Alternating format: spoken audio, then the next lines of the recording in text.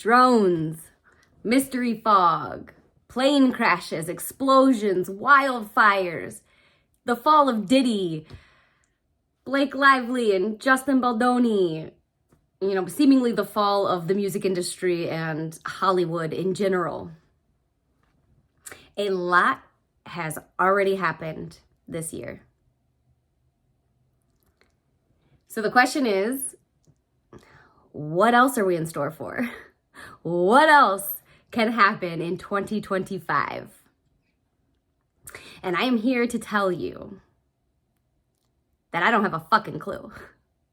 Excuse my language, but I have no fucking idea. And neither does anybody else.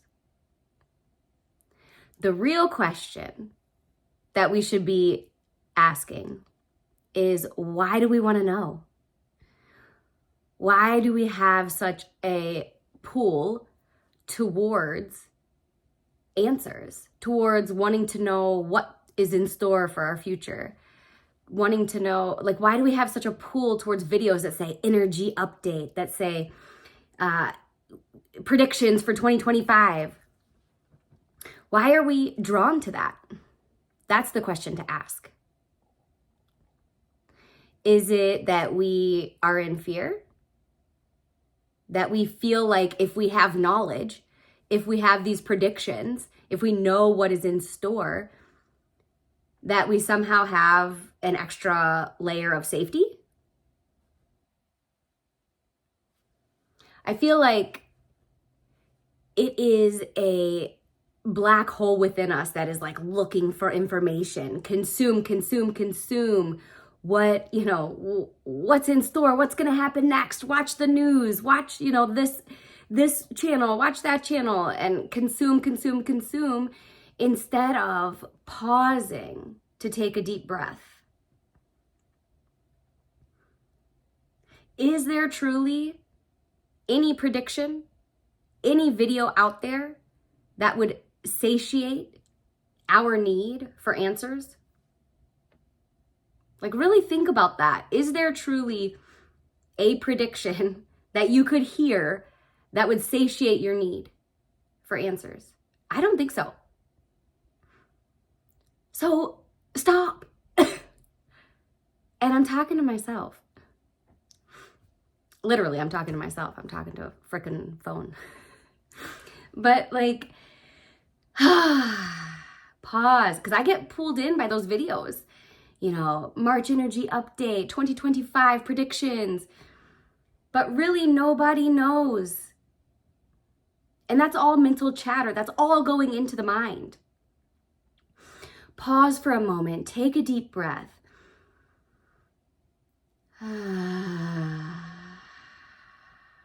Settle into your body. And really dissect. Instead of consuming, let's create. Or let's dissect why we feel this need to constantly consume. Ask yourself that question and just get silent. Ask yourself that question and allow an answer to arise. And then ask another question in regards to that answer that you received. It's like those dolls, right? There's always more to uncover. The layers of the onion. With that, I will say, watching videos like that, watching the news, watching what's going on, the fall of Diddy and the, Blake Lively, Justin Baldoni case that's going on, we are starting to see people that have typically been in high places and could get away with murder, basically, could get away with anything. They're really starting to fall and can no longer get away with things that they used to be able to get away with before. So in seeing that, it's David versus Goliath scenario, where, the little David is up against this big giant. And typically the giant in our past, in our history, has won. But the tables are being turned, and now victim perpetrator, the victim is now having a voice. The victim is now have this huge backing and trust and belief in them. And we're seeing, empires beginning to crumble and fall, large empires. And I want to give a bit of a warning and challenge us, because typically when we see this happening, we typically want to jump on that energy wave of, wanting to put all kinds of shade on the perpetrator, put all kinds of shade on the bully. The victim then becomes the bully, becomes the very thing that they stand against.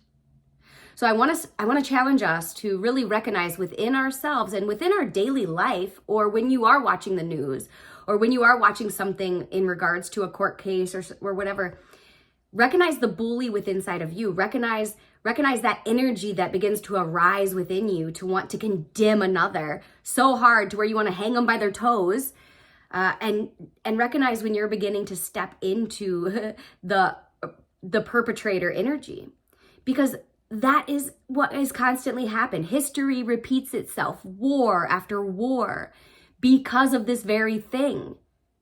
Because the pendulum always swings too far in the other direction. Let's not let that happen. Yes, we want people to be held accountable for their actions. That is cause and effect. They will be. But do we need to really put all of this energy onto them and become the very thing that we're fighting against? Stop fighting. Take a deep breath and pause and really get quiet with yourself and get honest with yourself on what's going on inside of you.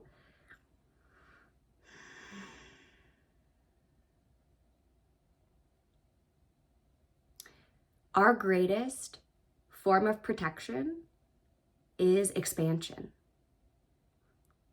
Oftentimes we feel like when we're in fear or when we're angry, we kind of contract, we get tight. And oftentimes we want to push things away. We want to not include and push away and suppress.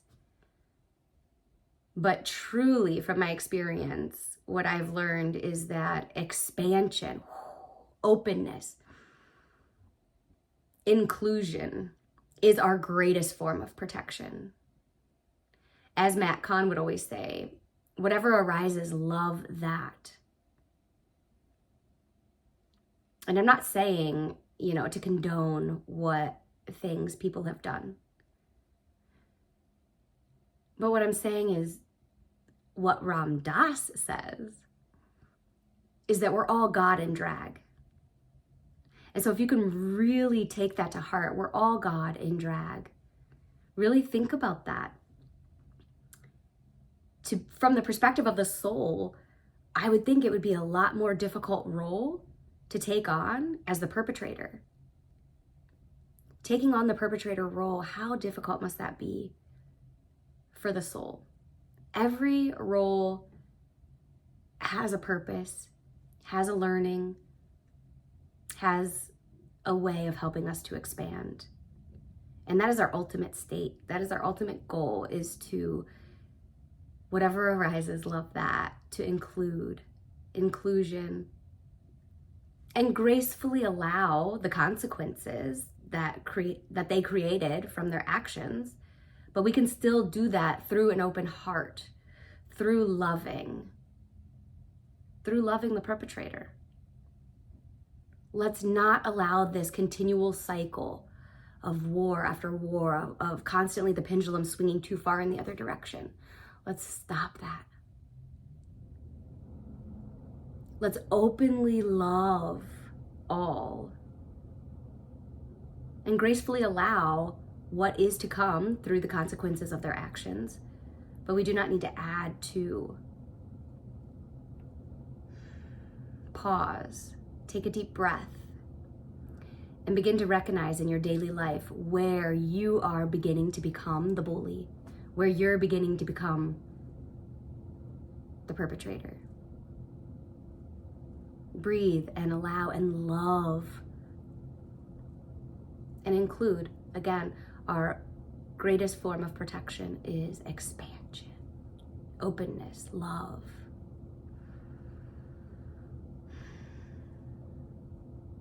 That's all. Have a great day.